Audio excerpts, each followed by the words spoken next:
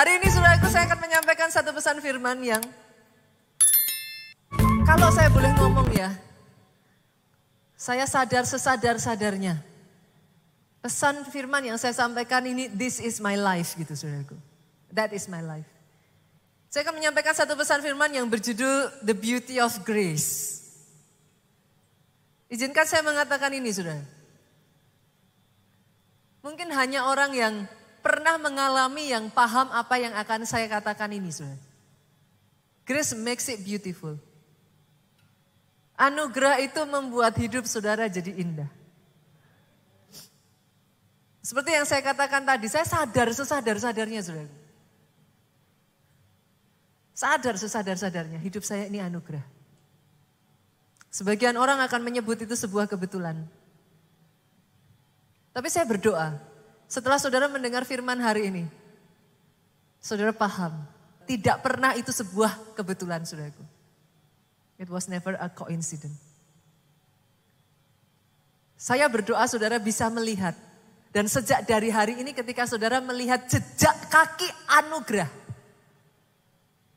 saudara tidak lagi menyebut itu sebuah kebetulan. Tapi saudara bisa melihat grace yang bekerja di balik itu semua. Saya akan membagikan 3 keindahan dari anugerah saudaraku. Dan yang pertama, anugerah itu membuat pembedaan bahkan pengecualian. Berapa banyak dari saudara di sini ya saudaraku yang sudah pernah ngalami, saudara berkata harusnya nggak bisa loh, harusnya nggak mungkin loh. Tapi kok buat saya? Tapi berapa sering orang Kristen ngomong kebetulan pastor. Sejak hari ini boleh nggak Bu? Ketika saudara ngalami itu semua, tidak ada lagi kata-kata kebetulan keluar dari lidah bibir saudara. Saudara bisa melihat grace yang bekerja di balik semuanya itu atas hidup saudara. Kalau mau tepuk tangannya yang paling dahsyat buat Yesus Tuhan kita. Saya ajak saudara baca terlebih dulu dalam Kejadian pasalnya yang ke-6, ayatnya yang ke-7 sampai 8. Ini ayat yang sangat terkenal saudaraku. Ini kisah Nuh. Saya rasa anak-anak sekolah minggu tahu semua kisahnya ini. Saya akan bacakan ayat yang ke-7. Berfirmanlah Tuhan, aku akan menghapuskan manusia yang telah kuciptakan itu dari muka bumi. Baik manusia maupun hewan dan binatang-binatang melata dan burung-burung di udara. Sebab aku menyesal bahwa aku telah menjadikan mereka. Ayat 7 yang saudara baca ini, boleh dikatakan Tuhan itu sudah kayak bikin keputusan gitu. I will wipe it out. Tuhan akan menghapuskan seluruh manusia, bukan cuma manusia saudara. Sampai ke binatang, sampai seluruh tumbuhan, bahkan semua yang ada di muka bumi, I will wipe it out. Ayat 7 ini tidak membuat pasal 6 ini jadi menarik Pak. Apa yang membuat pasal 6 ini jadi menarik? Justru ada di ayat 8-nya. Regardless ayat 7 itu sudah dibuat keputusannya. Tapi muncul di ayat 8 mengatakan seperti ini saudaraku. Tetapi Nuh mendapat kasih karunia di mata Tuhan. Secara manusia udah gak mungkin Bu. Tetapi Nuh found grace. Bolehkah saya katakan ini saudaraku? The kind of grace yang membuat Nuh yang seharusnya binasa bersama dengan seluruh dunia saudaraku. Saat itu. The kind of grace yang menjadikan pembedaan dan pengecualian atas kehidupan Nuh ini saudaraku. The kind of grace saya berdoa itu yang bekerja atas hidup pribadi, lepas pribadi yang ada di tempat ini saudara. Apa yang seharusnya secara manusia nggak mungkin. Saya selalu mengatakan saudaraku yang menyelamatkan Nuh itu bukan bahteranya. Saudara mungkin bertanya maksudnya gimana pastor? Pernah terpikir nggak saudara? Bikin bahtera itu nggak semudah itu loh. Bahkan nggak sembarangan tukang kayu bisa loh saudaraku. Untuk membuat sebuah kapal itu dibutuhkan keahlian. Itu memang harus orang yang khusus bergerak di bidang itu Pak. Nuh certainly bukan orang yang tahu tentang perkapalan, saudaraku. Mungkin ya, kalau saya boleh katakan ya saudara-saudara, invite like scientist ya saudara, untuk membaca kejadian dari Nuh ini ya saudaraku. Benar-benar instruksi itu diikuti ya untuk membuat kapal. Saya yakin saudaraku ada sangat banyak celah, ada sangat banyak kekurangan dan kelemahan di situ. Secara manusia itu kayak udah yang, apa bisa gitu ya. Tapi bukan, oke lah let's say itu satu hal tentang kapal ya saudara. Pernah kepikir gak saudaraku tentang binatangnya? Itu nangkep segitu banyaknya binatang tuh gimana tuh Bu caranya? Saya nggak usah jauh-jauh nanti dulu ya saudaraku. Saya nggak akan bicara jauh-jauh dulu soal burung. Coba kebayang nggak saudara? Itu nangkepin burung-burung satu-satu dimasukin itu gimana caranya? Ini bukan zaman sekarang loh saudara. Itu zaman segitu loh. Itu burung aneka ragam. Belum saudara bicara ikan-ikan yang di laut. Mau nyelam saudara pausnya diambil gitu. Kebayang nggak? Masukin itu semua di dalam kapal. Simpel aja lah saudara, saya nggak bicara yang terlalu rumit burung di udara, saya nggak bicara yang terlalu rumit yang di bawah laut. Saya ngomong dulu lah yang di darat. Pernah ngalami nggak saudara yang namanya masukin babi itu nggak semudah itu loh saudara. Itu cuma bicara babi, coba ya buktiin perkataan saya ini. Saudara dorong tuh babi ya sampai ngos-ngosan nggak akan masuk ke kandang. Saya jamin, coba. Ikuti perkataan saya sungguhan loh ya saudara. Dorong babi masuk ke kandang. Gak akan masuk. Nah, terus gimana pastor? Tadi pagi saya ketawa saudaraku. Ada jemaat yang ngomong. Pastor digendong katanya. Babi segede itu mau digendong caranya gimana? Gak segampang itu masukin babi saudara. Kebetulan papi saya ketika saya kecil saudaraku. Papi saya tuh punya peternakan babi. Jadi saya tahu. Masukin babi itu ya saudara. Ekornya itu harus jepret saudara. Itu dia akan lari maju masuk. Saudara dorong, gak akan dia masuk. Semakin saudara dorong dia, semakin mundur dia. Saudaraku. Ini baru masukin tuh binatang. Sepanjang kapal itu mengapung saudara sampai banjir itu reda. Kebayang gak sih saudara memelihara sebegitu banyak binatang di dalam satu kapal? Berapa spesies yang ada? Itu Nuh cuma sama keluarganya loh. Every single day. Masih puji Tuhan tuh. Rusanya kebayang gak kalau rusa dijajarin sama singa? Hari ini anak-anak saudara tidak melihat rusa itu di dunia saudaraku. Secara manusia saudara. Semua yang saudara baca di dalam Alkitab itu terasa mustahil. Bukankah karena itu bahkan orang Kristen pun akhirnya dengan halusnya ngomong gini. Pastor, tapi kan cerita Alkitab itu kan cuman cerita zaman dulu. Saya ngerti yang saya katakan? Kasarnya saudara, pastor itu cuman dongeng. Kadang-kala kalau nggak hati-hati bahkan orang Kristen. Saudara membaca apa yang di dalam firman Tuhan. It's so difficult untuk saudara masukkan di dalam benak pikiran saudara. And it's easier buat saudara untuk berkata, itu cuma cerita zaman dulu. Tapi saya berdoa loh saudara hari-hari ini. Ada orang-orang saudara yang bisa melihat, yes, he's still working. Dia masih mengerjakan pengecualian, pembedaan atas kehidupan saudara. Yes, itu masih terjadi saudaraku. Satu ketika saya dengar satu kisah saudaraku dari seorang ibu. Ibu ini dia bercerita, pastor saya itu orang yang sederhana, saya I am uneducated, edukasi saya itu terbatas. Tapi yang saya salut dengan dia ya saudaraku, dalam semua keterbatasannya dia berhasil menyekolahkan anak-anaknya.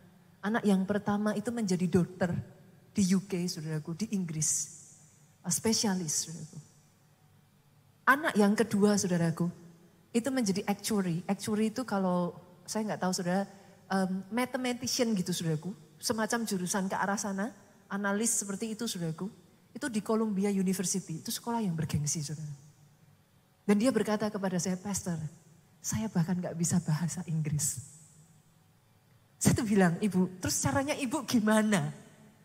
Yang saya salut dari ibu ini, dia selalu berkata begini, Pastor, anugerah Tuhan. Satu hari, saudara, anak yang pertama dari ibu ini harus mengikuti ujian di kedokteran untuk naik tingkat. Seperti apa saya kurang paham gitu detailnya, saudara. Nah, entah karena dia terlalu fokus sama ujian ini, saudaraku, persiapan. Dia itu entah terlupakan atau salah perhitungan, ataupun dia mungkin gak terlalu cermat mengurus visanya. Sampai di satu titik, dia baru ingat, loh visanya harus diurus. Tanggal untuk ujian itu sudah ditetapkan, dia harus mau gak mau tuh harus berangkat di tanggal itu untuk ikut ujian. Kalau sampai dia miss waktunya, maka yang terjadi dia harus waive, dia harus buang 1 tahun. Dia hanya bisa ikut ujian tahun berikutnya. And itu masalah besar, saudaraku. Artinya 1 tahun itu dia vakum. It is a big problem. Secara manusia loh, saudaraku. Kenapa saya salut dengan ibu ini, saudara? Secara manusia, kalau normalnya akan lebih mudah buat ibu ini akan ngomong kayak gini. Udahlah, ya sudah ini kamu salah, ya nyerah aja. Let go, tahun depan. Tapi ajaibnya ibu ini gak ngomong gitu. Ibu ini ngomong, anakku doa ya, minta anugerah Tuhan. Secara manusia gak bisa, saudaraku. Visanya keluar dengan durasi normal aja. Durasi normal itu which is 2 minggu sampai 3 minggu, itu normal. Saudara yang terbiasa mengurus visa ke Eropa, saudara tahu yang saya katakan. Sekarang coba deh bulan Desember gini saudara urus visa deh ke Eropa. Saudara tahu apa yang saya katakan? Gak gampang, saudaraku. 2-3 minggu itu durasi normalnya visa keluar. Saya pernah dengar sih visa keluar sekitar 10 hari saya pernah dengar. Tapi tahukah saudara visa keluar dalam waktu berapa hari? In 3 days visa anak ini keluar. Apa yang tidak bisa jadi bisa, boleh nggak sejak hari ini saudara tidak lagi berkata kebetulan. Tapi saudara tahu, grace is working behind it. Ada anugerah yang membuat pembedaan, ada anugerah yang harusnya nggak bisa, ada pengecualian. Itu yang dialami bangsa Israel pada saat bersama dengan Musa. Musa itu saking takjubnya dengan cara kerja anugerah ya saudara. Musa tuh sampai ngomong kayak gini. Kita buka ya Keluaran pasal 33 ayat 16. Dari mana gerangan akan diketahui bahwa aku telah mendapat kasih karunia di hadapanmu. Saudara, bagaimana orang itu bisa tahu kalau dalam hidupmu ada grace? Dengar ini baik-baik. Yakni aku dengan umatmu ini. Bukankah karena engkau berjalan bersama dengan kami? Bukankah karena Tuhanmu berjalan bersama dengan engkau di tempat ini? Sehingga kami dibedakan dari segala bangsa yang ada di muka bumi ini. The kind of grace yang bekerja dalam hidupmu saya berdoa jadi dalam hidupmu, saudaraku. Oh, kalau tepuk tangannya yang meriah, saudaraku. Kebayang gak sih saudara? Tuhan strike Mesir itu dengan 10 tulah loh. None of it. Gak satu pun bangsa Israel kena. Masuk akalnya di mana Pak? Mereka satu bangsa loh. Bangsa Israel itu dijajah Mesir. Mereka budak. How come? Bagaimana bisa? Kalau saudara masih ingat zaman Yakub membawa anaknya, kakak-kakak Yusuf masuk ke Mesir. Yusuf itu menempatkan mereka di satu daerah khusus namanya apa saudara? Goshen. Sampai detik hari ini saudaraku, saya kemarin ke Mesir dari sebelum ke Holy Land. Bahkan tour leader setempat mengatakan, Goshen masih menjadi daerah yang sangat subur sampai detik hari ini. Saudara melihat bagaimana Tuhan memeliharakan umatnya. Bangsa Mesir itu bangsa yang sangat kering, saudara.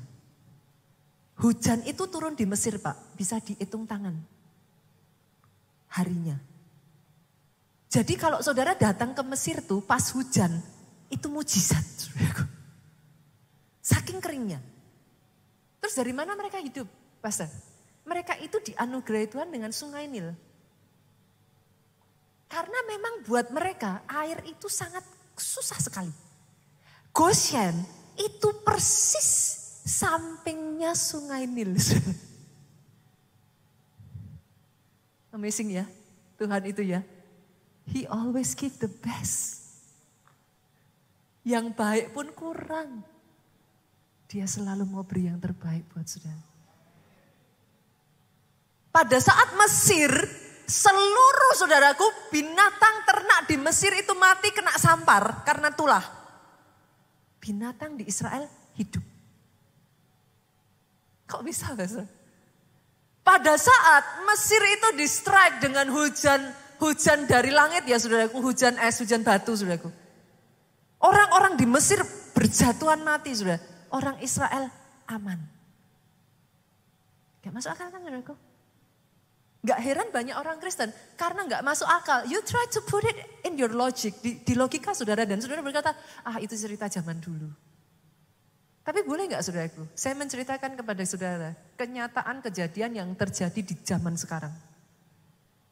Ketika saya masih remaja saudaraku, papi saya itu punya, tadi saya cerita ya, peternakan babi. Salah satu penyakit babi yang paling dikhawatirkan para peternak babi itu adalah satu penyakit, saya pernah ceritain ini. Namanya kuku merah, saudara. Dan kenapa penyakit itu begitu menjadi kayak ketakutan buat peternak babi? Karena penyakit ini tuh sangat menular sekali, Bu. Jangankan di dalam satu kandang ya, babi sebelahan gitu kamarnya ya, saudaraku ya. Sebelahan babinya. Jangankan di satu kandang gitu, Pak. Kandang sebelah aja kena. Itu satu area bisa mati semua babinya. Very deadly jenis penyakit ini saudaraku untuk babi. Nah, kandang babi saya itu di kota Solo Pak. Saudara tahu dong yang namanya daerah. Biasanya kalau bahasanya ya saudara. Toko emas gitu satu jalan toko emas semua. Kan gitu toh saudara kalau di daerah ya.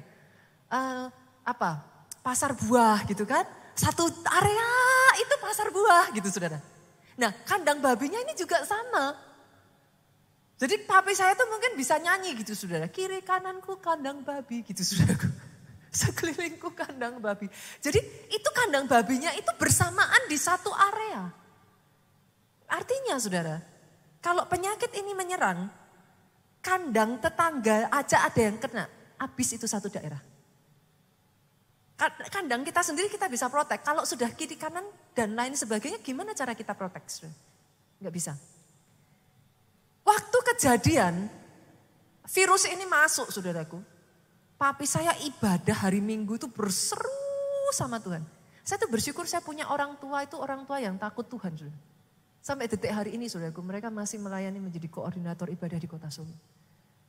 Mereka orang-orang yang tiang-tiang doa lah dalam keluarga saya. Papi saya tuh datang berseru sama Tuhan kasih instruksi. Ini gimana babi-babinya? Itu tinggal hitung saudara, kalau mati ya sudah habis.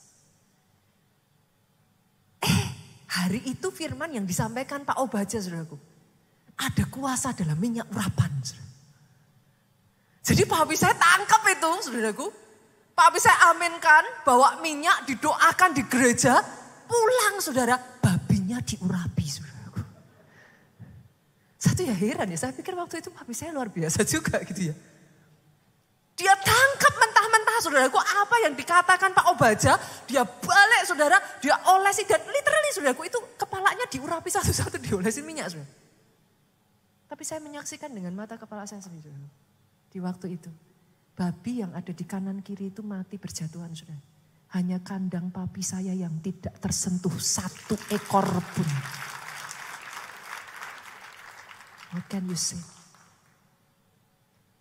Kenapa saya menceritakan ini saudaraku? Saya hanya berdoa ya saudara. Ada orang-orang di tempat ini yang ketika saudara dengar cerita saya. Iman saudara bangkit. Saudara bisa tangkap ini. Tap into the grace. Saya tidak tahu apa yang akan terjadi tahun depan. Sepakat dengan saya bahwa itu haknya Tuhan, saudaraku? Tapi bolehkah saya bacakan ayat ini buat saudara? Mazmur 91 ayat 7 sampai 8. Walau 1000 orang rebah di sisimu, 10.000 di sebelah kananmu. Dengar ini saudaraku. Tetapi itu tidak akan menimpamu. Adakah orang-orang di tempat ini yang imannya bangkit dan saudara bangkit tangkap ini? Boleh saya breakdown ayat ini saudaraku? Saya jelaskan ayat ini. Banyak orang baca cuman walau 1000 rebah di kiriku kau tetaplah.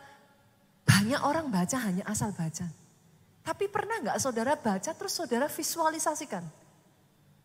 1000 orang rebah di sisi saudara itu bukan yang saudara di depan, yang rebah di belakang. Bukan loh saudara. 1000 orang rebah di samping sisi kiri, kanan saudara 10.000 itu artinya literally.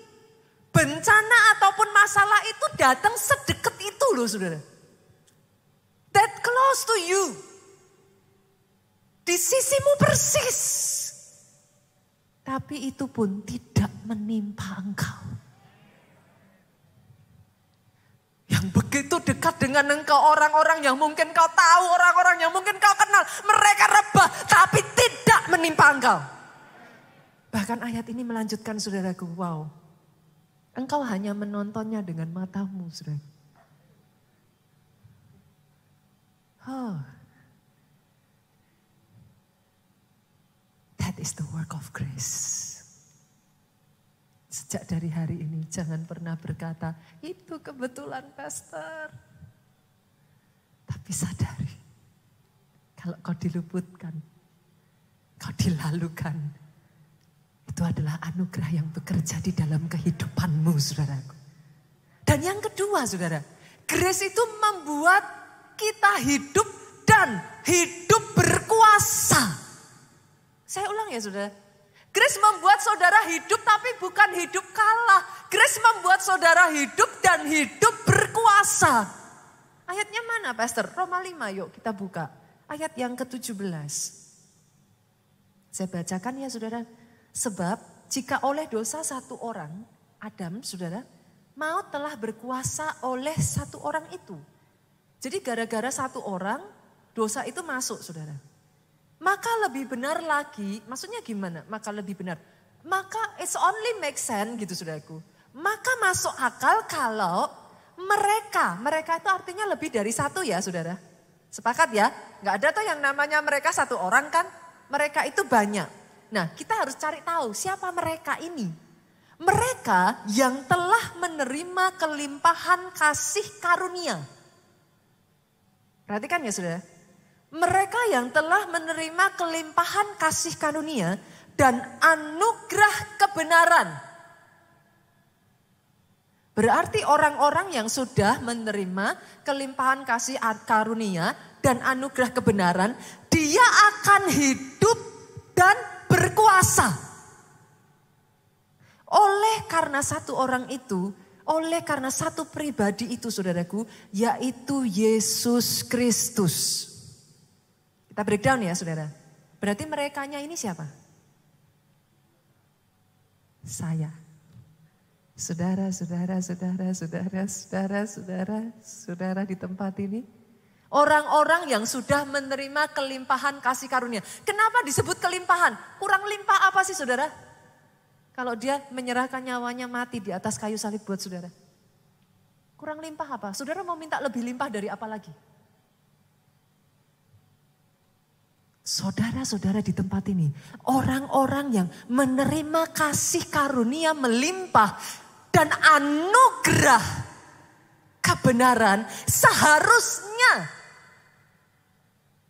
engkau hidup dan berkuasa.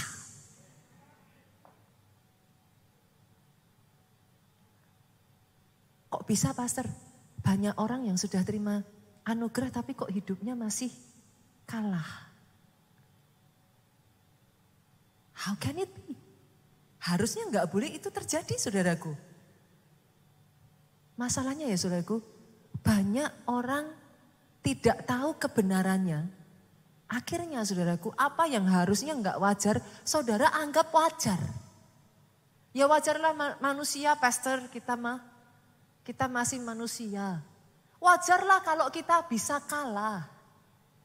Akhirnya yang saudara adopsi adalah pemikiran dunia. Dan pemikiran dunia itu mengatakan, saudaraku, hari ini di bawah, besok bisa di atas. Kan? Yang mana yang lebih dipercaya? Firman ngomongnya lain tuh. Engkau akan diangkat menjadi kepala dan bukan ekor tuh. Tapi seringkali karena saudara tidak mengerti kebenaran. Firman berkata apa saudara? If you know the truth. Kalau kau tahu kebenaran, the truth shall set you free. Kebenaran itu akan memerdekakan kamu. Bagaimana tahu kebenaran? Baca aja enggak. Pastor kok jahat? Saya enggak nyenggol, saya nabrak. Lah disenggol enggak sadar saudaraku. Itu sebabnya banyak orang akhirnya mengatakan it's okay, itu wajar kalau kami masih kalah. No, engkau diciptakan untuk hidup dan hidup berkuasa. Hidup berkemenangan. Yes, saudaraku. Berkemenangan dari apa? Berkemenangan dari dirimu sendiri. Banyak orang bahkan gak bisa ngalahin diri sendiri loh, saudara. Tahu gak kalau mukul istri itu salah? Tahu, siapapun tahu. Tapi gak bisa nahan tuh. Gak bisa menang tuh. Tahu gak kalau judi salah? Tahu. Sorry Pak, gak bisa menang tuh Pak. Boro-boro bicara soal Alkitab ya saudaraku. Saya yakin ya saudara, kita semua di sini akan sepakat kalau saya katakan ini. Selingkuh itu menyakiti pasangan, setuju gak saudara? Semua setuju. Tapi kalah tuh sama hawa nafsu Bu. Tahu gak itu salah? Tahu. Gak usah buka Alkitab, saudara tahu kok itu salah. Tapi gak bisa menang tuh sama diri sendiri. Gak bisa menang sama hawa nafsu. Gak bisa menang sama dosa. Tahu gak kalau bohong itu dosa? Anak kecil aja nyanyi, bohong itu dosa. Tahu dong saudara. Tapi gak bisa menang tuh. Masih bohong gak? Paling kalau ini kan saudaraku, saudara ngomongnya gini. Tapi kan bohong putih pastor. Tikus putih, tikus hitam, tikus abu-abu tetap. Saudara yang bilang lo ya. Mau bohong putih lah, mau bohong besar lah, mau bohong kecil, mau bohong hitam lah, apalah saudaraku tetap bohong. Kalah terhadap apa? Kalah terhadap masalah. Hari ini saya berdoa ya saudara. Saudara mengerti kebenaran firman ini. Engkau yang menerima kasih karunia ditentukan untuk hidup dan hidup berkuasa. Terus caranya gimana saya bisa hidup berkuasa pastor? Masalahnya banyak orang, kenapa? Kok gak bisa hidup berkuasa? Gak menggunakan kuasanya. Cara gunain kuasa gimana pastor? Saudara kalau lihat ya, orang ngadepin masalah kebanyakan loh. Ketika masalah datang, apa yang mereka lakuin? Khususnya ibu-ibu, apa yang mereka lakuin? BBI. Aduh pastor, ini masalahnya besar, celaka, mati aku pastor. Pernah dengar kata-kata seperti itu? Padahal baru aja minggu lalu kita belajar loh saudaraku. Amsal 18:21. Hidup mati ditentukan lidah. Barang siapa suka menggemakannya akan memakan buahnya. Saya garis bawahi kata menggemakan ya saudara. Suka menggemakan itu sekali, dua kali atau? Yang namanya menggemakan, sorry loh saudara. Kata gema, saudara tahu gema? Kalau saudara ngomong halo, baliknya halo aja. Kalau itu lari saudara, itu bukan gema saudara. Kalau cuma balik sekali, saudara lari cepat saudaraku. Yang namanya gema, Saudara ngomong halo, halo, halo, halo, halo. Ngomongnya sekali, baliknya itu loh saudara. Kebayang gak saudara? Kalau tiap hari saudara bilang, mati aku, habis aku, cilaka. Itu gemanya terus gimana saudara? Yang saya heran orang Kristen tuh ya sama-sama punya energi kok ya dipakainya kok yang itu gitu loh saudaraku. Setiap hari kalau saudara terus perkatakan ya bangun tidur ya. Saudara lihat wajah saudara, saudara sudah langsung bilang ya saudaraku. Wajah kayak gini, apa bisa sukses ya? Saudara diberi kuasa, tapi saudara pakai kuasanya untuk ngancurin diri sendiri, self-destruction saudara. Boleh gak mulai hari ini? Gunakan kuasa di mulutmu untuk menciptakan masa depanmu. Sebagian orang bilang gini sama saya, Pastor, bukankah itu namanya ngayem-ayem awake? Apa orang Jawa ya saudaraku? Ngayem-ngayem diri sendiri saudara. Kita menenangkan diri sendiri. Itu munafik pastor. Ngomong yang tidak seharusnya. Saya ajak ya saudara melihat. Cara Tuhan, cara Yesus, cara Tuhan menyikapi sebuah masalah. Masih ingat penciptaan saudara? Oke, ingat dong. Pada awalnya Alkitab mencatat dunia itu gelap atau terang? Gelap. Belum berbentuk, artinya kacau saudara. Coba baca Alkitab saudara. Ketika Tuhan melihat itu, apa yang Tuhan katakan? Wow, gelap. Baca Alkitab saudara lagi, tertulis kayak gitu enggak saudara? Apa Tuhan tambahin ngomongnya gini, wow, gelap sekali. Gitu saudaraku. Loh, Tuhan munafik dong. Saudara bisa mengerti yang saya katakan? Firman Tuhan tidak pernah mengajarkan kita menceritakan kejadian masalah yang ada di depan kita. Alkitab itu ngomongnya gini saudara. Jika engkau percaya, maka akan terjadi. Bukan sudah terjadi, maka engkau percaya.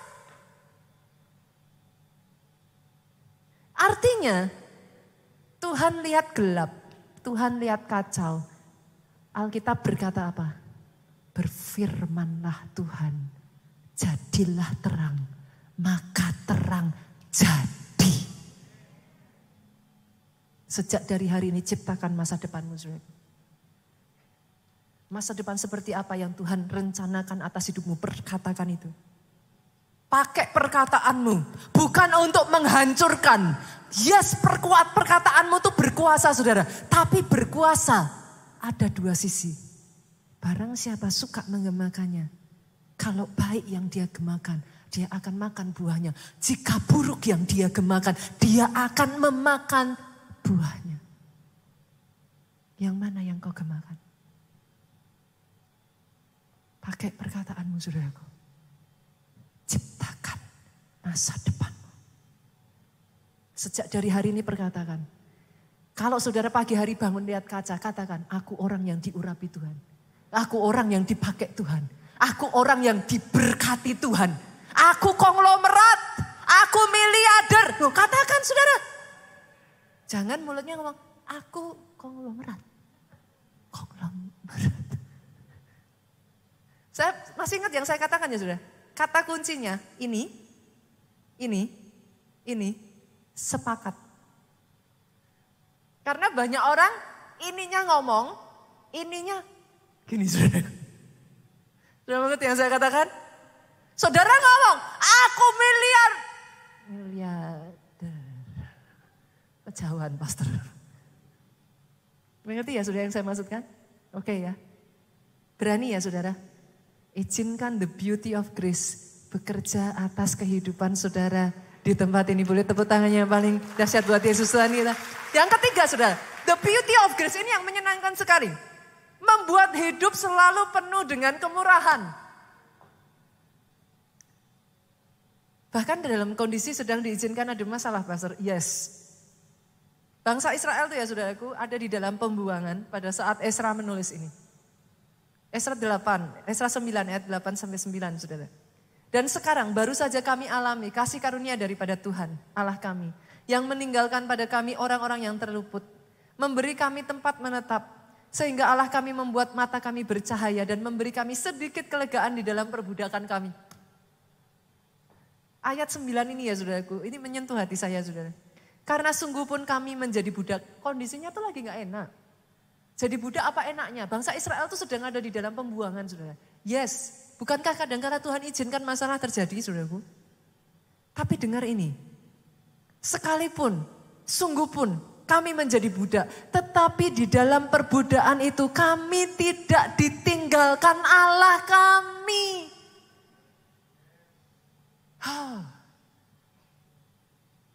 Semua orang kalau minta kemurahan, yang namanya kemurahan saudara, seringkali buat kita berharap kemurahan Tuhan itu artinya masalahnya disingkirkan. Ya puji Tuhan. Kalau itu yang terjadi ya oke. Itu salah satu cara Tuhan memberikan kemurahan. Masalahnya disingkirkan ya oke. Tapi tahukah saudaraku ada cara kerja kemurahan yang kedua Pak? Diizinkan terjadi. Tapi tidak pernah ditinggalkan. Diberikan kekuatan. Sampai melalui semuanya itu. Plus berkemenangan. Itu pun anugerah.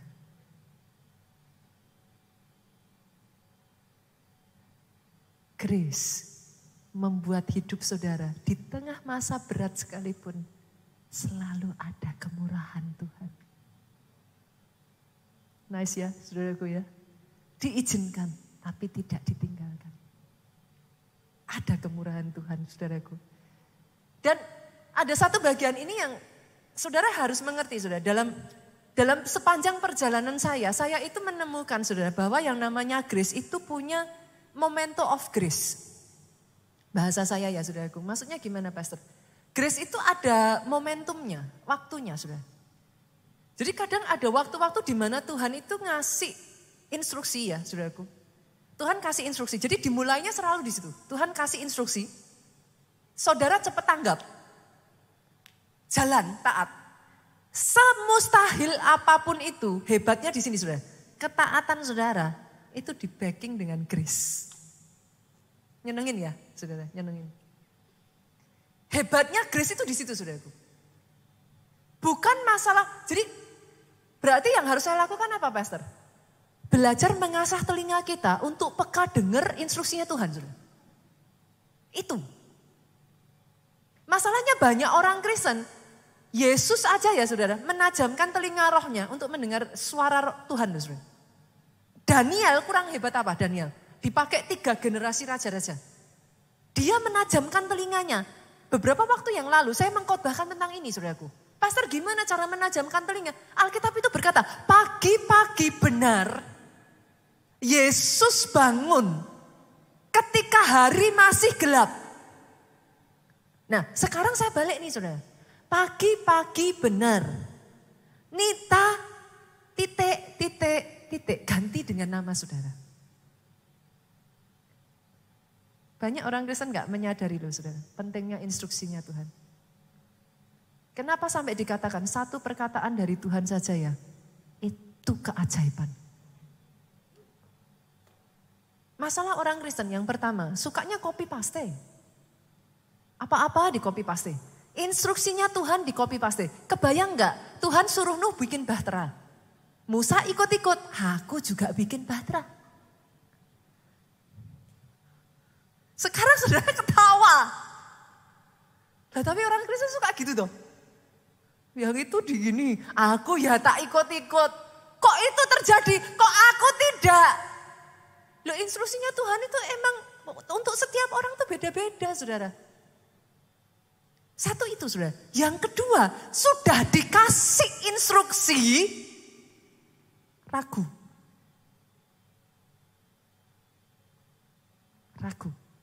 Saudara tahu apa yang terjadi di gereja kita di PIK itu ya saudara? Itu yang saya sebut sebagai momentum of grace.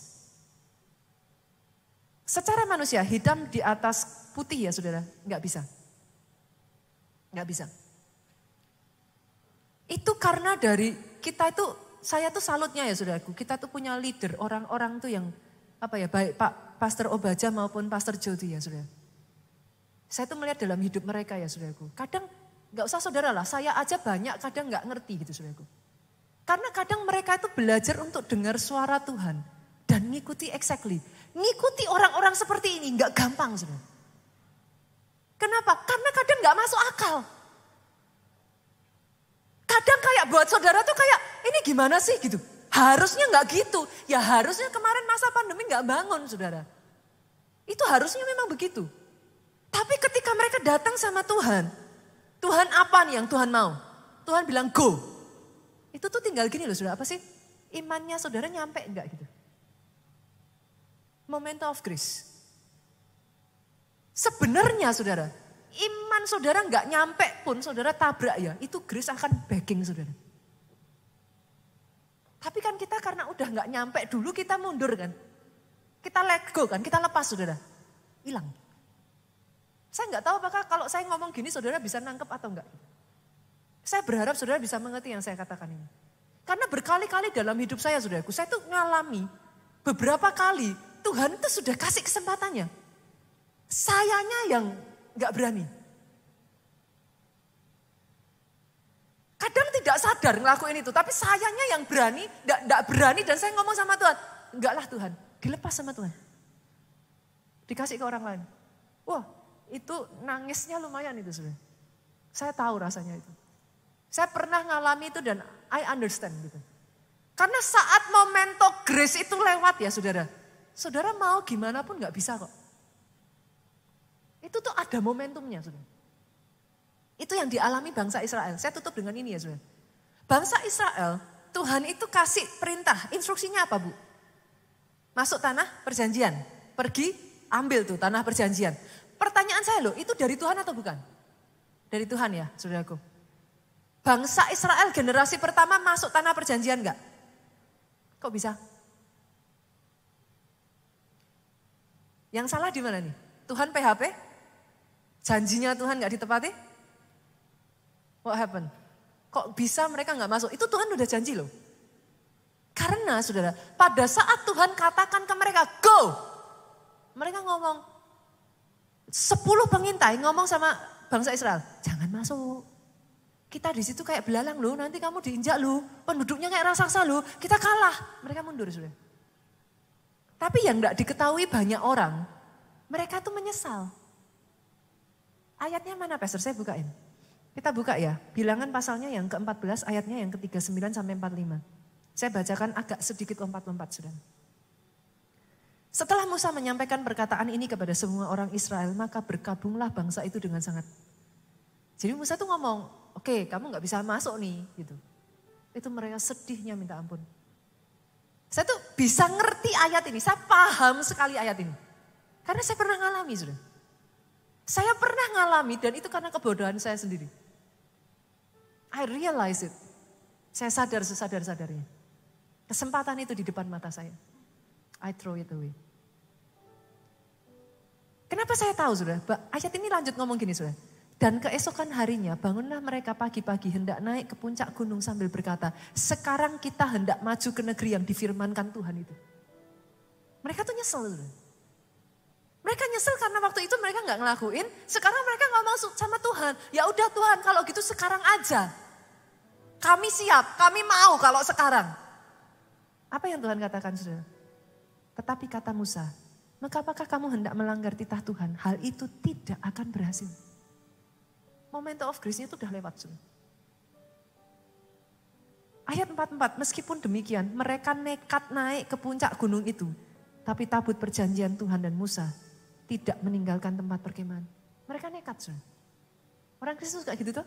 Disuruh Tuhan gak mau, habis itu gak disuruh Tuhan jalan. Tapi jalan gak ada penyertaan Tuhan. Ayat 45 saudaraku. Turunlah orang Amalek, orang Kanaan. Yang mendiami pegunungan itu menyerang mereka. Kemudian orang-orang itu mencerai-beraikan mereka sampai ke Horma. Bangsa Israel kalah. That's it, bye-bye.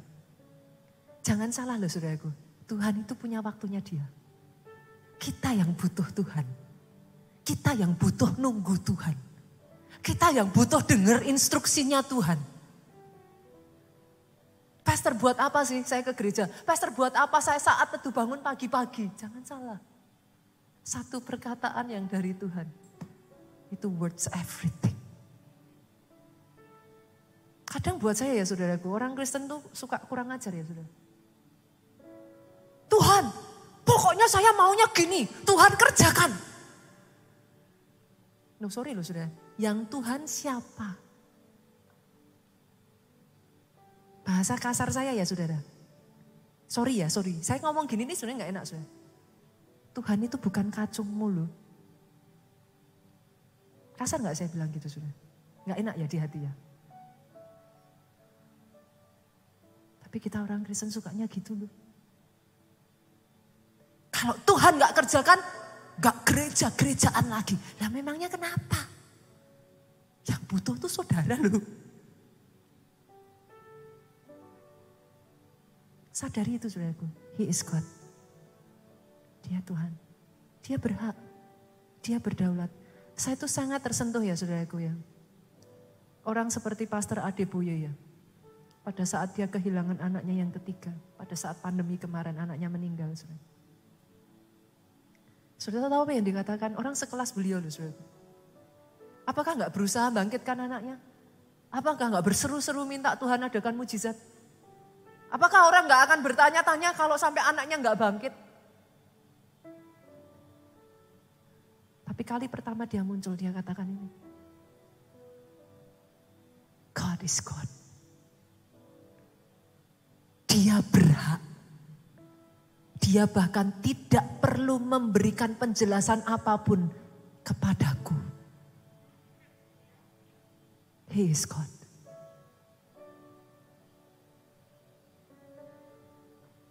Itu saya waktu dengar Pastor Adeboye ngomong kayak gitu saya nangis itu.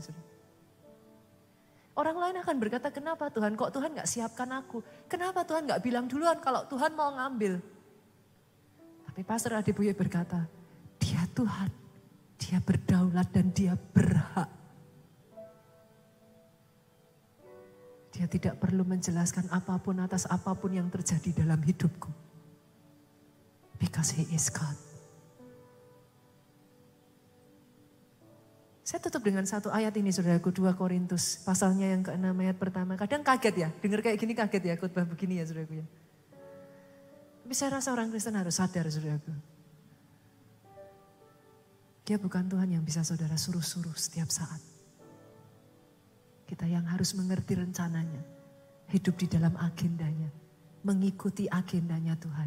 Maka saudara akan melihat. Rencananya tergenapi. Sebagai teman sekerja kami menasihatkan kamu supaya kamu jangan membuat menjadi sia-sia kasih karunia Allah. Ini bicara kasih karunia ya saudara Grace ya. Yang telah kamu terima ayat 2. Sebab Allah berfirman, dengar ini saudaraku. Pada waktu aku berkenan, aku akan mendengarkan engkau. Momentum of grace. Pada hari aku menyelamatkan, aku akan menolong engkau. Tapi doa saya ini ya saudaraku. Berani tangkap ini boleh jemaat Tuhan. Sesungguhnya waktu ini adalah waktu perkenanan itu. Sesungguhnya hari ini adalah hari penyelamatan itu. Diberkati keluargamu. Atas hidupmu saudaraku, panjang umurmu. Sehat sesehat-sehatnya. Tidak henti-hentinya perkataanmu itu keluar dengan kesaksian. Diberkati saudaraku kesaksianmu. Penginjilanmu. Pelayananmu. Pulang dengan membawa sukacita. Damai sejahtera Allah Bapa, jangan pulang dengan tangan kosong saudaraku. Cinta kasih putranya yang tunggal, persekutuan dengan rohnya yang kudus. Sekarang sampai selama-lamanya. Engkau yang diurapi boleh katakan dengan suara yang keras. Amin.